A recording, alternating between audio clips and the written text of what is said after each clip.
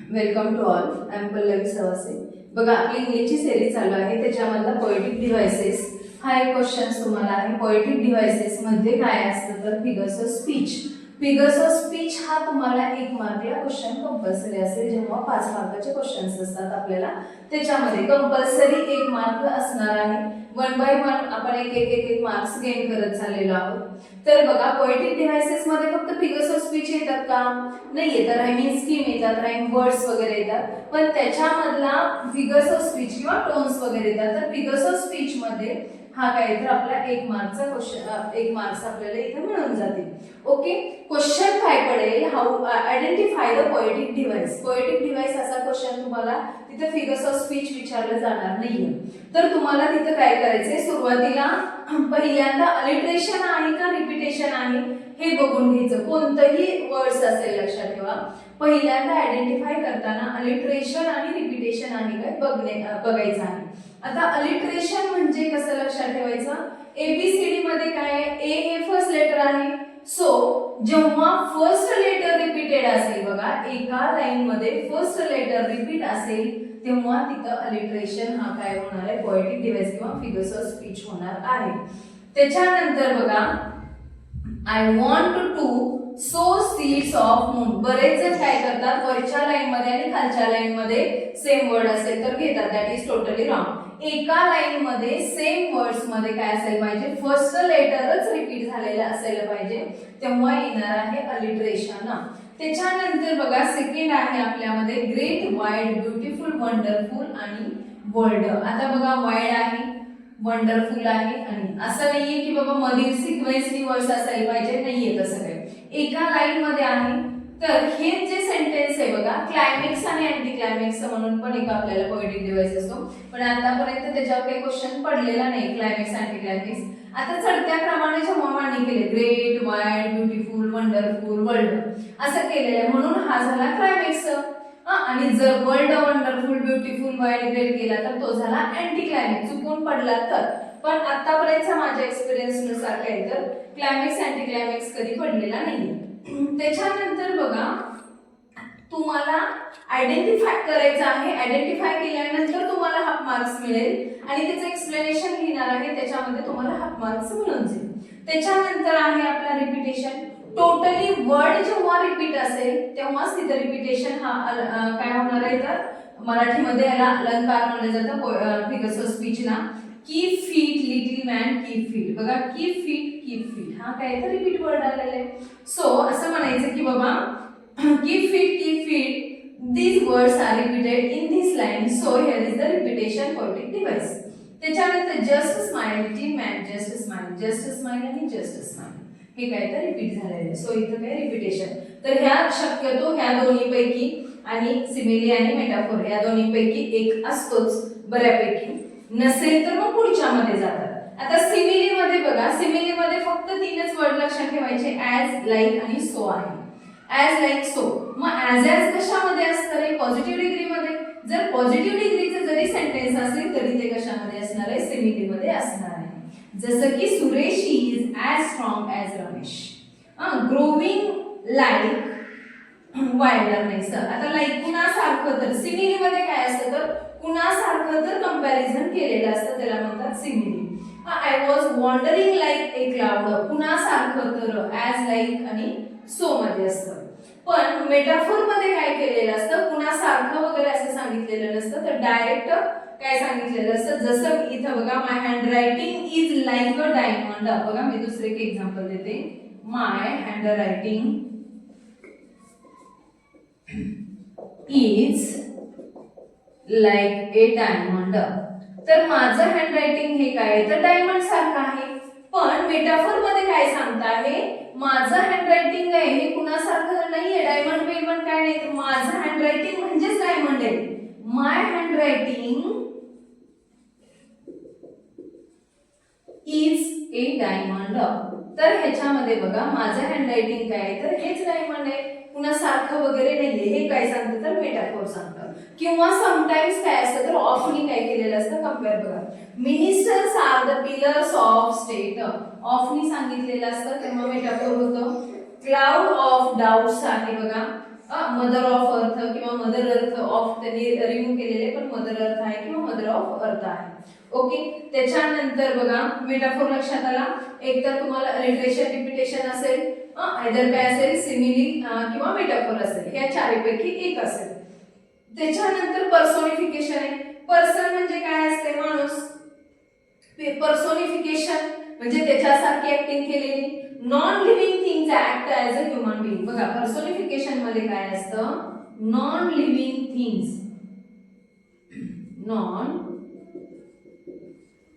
Living things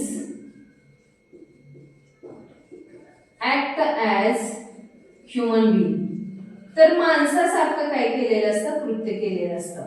जसं की stars dance in the sky. बघा तारे काही नाचत असतात थोडीच, पण माणसासारखी कृती आहे. Anxiety is sitting on his face. आता एन्झायटी कधी चेहऱ्यावर येते काय माहित नाहीये. Let the same light kiss them. आता लाईट काय किस करत असते का? नाहीये. तर हे सगळे काय असतात? तर माणसासारखे जेव्हा ऍक्टिंग असतात तेव्हा काय होतं? तर पर्सोनिफिकेशन होत असतो. आणि पर्सोनिफिकेशन बघा फायर अँड आईस मध्ये पण आहे. त्याच्यानंतर नेक्स्ट आहे बघा ऍसोनन्स आणि कॉन्सोनन्स. एक डोक्यात ठेवा, ऍसोनंट आणि कॉन्सोनंट. अगोदर कॉन्सोनन्स वाला सांगते. कॉन्सोनन्स म्हणजेच काय लक्षात ठेवायचं? कॉन्सोनंट लक्षात ठेवायचं. कॉन्सोनंट म्हणजे वोवल सोडून. ऍसोनन्स मध्ये काय असतं? तर वोवल असतं. तर वोवल्स काय असतात? तर सेम प्लेसला आलेले असतात किंवा जास्त फोकस्ड असतात. जसं की ऍसोनन्स बघा, शुक डाऊन ऑन मी. आता इथं बघा ओ काय झालेलं आहे? जास्त फोकस्ड आले की नाही? शुक डाऊन ऑन मी. तर ओ साऊंड इज रिपीटेड. काय सांगायचं इथं? ओ साऊंड किंवा ओ वॉवल इज डॉमिनंट. रिपीटेड नाही म्हणायचं, डॉमिनंट म्हणायचं. कारण आपण काय असतं? तर ऍसोनन्स मध्ये डॉमिनंट असतं. I hold with those who favour fire. तर बघा इथं पण ओ आहे, इथं पण ओ आहे, इथं पण ओ आहे, इथं म्हणजे ओ वाल्यावर जास्त फोकस आहे. हेही फायर अँड आईस मधलंच आहे बघा ऍसोनन्स वालं. ऍसोनन्स लक्षात आलं का? जेव्हा वॉवल्स म्हणजे A E I O U, vowels कुठले आहेत आपले? A E I O U. यापैकी कोणताही वर्ड्स काय असेल सेम लाईन मध्ये काय असायला पाहिजे? रिपीट नाही तर फोकस्ड असायला पाहिजे, तेव्हा असोनन्स होणार. आता कॉन्सोनन्स मध्ये पण सेम तसंच असेल किंवा सेम प्लेसला जरी असेल लक्षात ठेवा. आता इथं बघा कसं आहे? कॉन्सोनन्स आहे म्हणजे कॉन्सोनंट असतील. तर हीच एंडला आलेलं यस, इथं फॅन्स यस एंडला आलेलं, इथं यस आलेलं, म्हणजे सेम पोझिशनला काय झालेलं आहे? यस हा वर्ड रिपीट आलेला आहे. सो इथं काय असणार आहे? हा कॉन्सोनन्स असणार आहे. हे टायगर इन द झू मधलं काय तर एक्झाम्पल आहे तुमचं. त्याच्यानंतर एन्जॉयमेंट खूप वेळा आपल्याला विसरूनच जातो बघा. एन्जॉयमेंट मध्ये काय असतं? When same sentence continues to the next line without the use of any punctuation mark. कोणतंही पंक्च्युएशन मार्क दिलेलं नसतं, डायरेक्ट तसंच लिहायचं असतं. कॉमा नाही, काय नाही, काही नाही. त्याला म्हणायचं एन्जॉयमेंट. काय करतं? डायरेक्ट उडी मारतं, एन्जॉय करून टाकतं म्हणायचं. एन्जॉयमेंट म्हणजे विदाउट एनी पंक्च्युएशन काय असतं? तर उडी मारणे. जसं की from what I have tasted of desire. हेही फायर अँड आईस मधलंच काय तर एक्झाम्पल आहे बघा. डायरेक्ट आणि पुढे लिहिलेले, कॉमा नाही, फुल स्टॉप नाही, काहीच नाही. I had with those who favour fire. Direct असंच लिहिलेलं आहे. हे फायर अँड आईस मधलं एन्जॉयमेंट काय तर हा एक पोएटिक डिव्हाइस आहे. त्याच्यानंतर बघा आपला आहे अनाफोरा. अनाफोरा मध्ये काय आहे बघा? The repetition of a word or expression at the start of more consecutive line. शक्यतो मोस्ट ऑफ द पहिल्या लाईन मध्ये सेम तोच वर्ड रिपीट झालेला असतो, त्यालाच काय म्हणायचं? समसे हाच वर्ड काय झालेला असतो? रिपीट झालेला असतो. तेव्हा काय असतो? तर अनाफोरा. लक्षात ठेवायचं. अना पहिल्यांदा येते. अलिट्रेशनचं सुद्धा सांगितलं फर्स्ट लेटर. इथं अनाफोरा आहे. अना काय होती? पहिल्यांदा येते आणि स्वतःच म्हणणं सारखं गाजवत असते. समसे असं नाही की समसे म्हणजे आणखी कुठलेही वर्ड्स असू शकतात, पण सेम वर्ड्स काय असतात? तर रिपीट त्याच लाईन मध्ये कंटिन्युअस खाली आलेले असतात, तेव्हा येतो अनाफोरा. त्याच्यानंतर आता हे सगळे झाले, पण ह्यातला पण वाटत नाही आहे. जर काहीच आठवत नसेल तर सरळ इमॅजिनरी लिहून टाकायचे, कारण पोयम मध्ये काय असतं तर इमॅजिनेशन शिवाय पोयम कम्प्लीट होत नाही. एक तर पोएटिक डिव्हाइस हे फक्त पोयम मध्येच असतात, ना की पॅसेज मध्ये वगैरे. त्याच्यानंतर हायपरबोल आहे बघा. हायपर म्हणजे सगळ्यात जास्त, बोल म्हणजे बोलणे. एवढं फास्ट काय आहे तर इतकं जास्त बोलायचं की प्रमाणच नाही त्याला म्हणलं जातं हायपरबोल. मग हायपरबोल मध्ये सुद्धा काय आहे तर बघा आपला मेंढा वगैरे आहे त्याच्यामध्ये. तर she wept ocean of the tears. बघा काय एक्झाम्पल आहे, समजा she wept oceans of tear. ती इतकी रडली की तिच्या काय रडण्याने काय झाला तर समुद्रच भरला. इतकं काय करायचं तर खूप वाढवून सांगायचं, एक्झॅगरेट करून सांगायचं, म्हणजे हायपरबोल. बोल कसे करायचे, हायपर करून सांगायचे, त्याला म्हटलं जातं हायपरबोल. त्याच्यानंतर बघा नेक्स्ट आहे ॲनोमॅटोपिया. हाही पडलाय आहे बघा मागे एकदा प्रिव्हियस इयरला. ॲनोमॅटोपिया हा फक्त वर्ड्स तरी लक्षात ठेवा.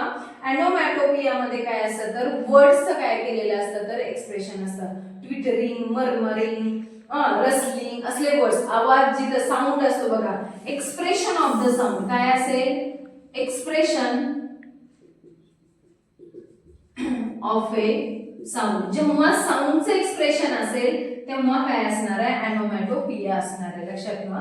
तर मला वाटतं पोएटिक डिव्हाइस तुम्हाला बऱ्यापैकी लक्षात आले असते. अलिटरेशन आहे, रिपिटेशन आहे, सिमिली आहे, मेटाफोर आहे, पर्सोनिफिकेशन आहे, ॲसोनन्स आहे, कॉन्सोनन्स आहे, एन्जाबमेंट आहे, त्याच्यानंतर अॅनाफोर आहे आणि त्याच्यानंतर इमॅजरी आहे.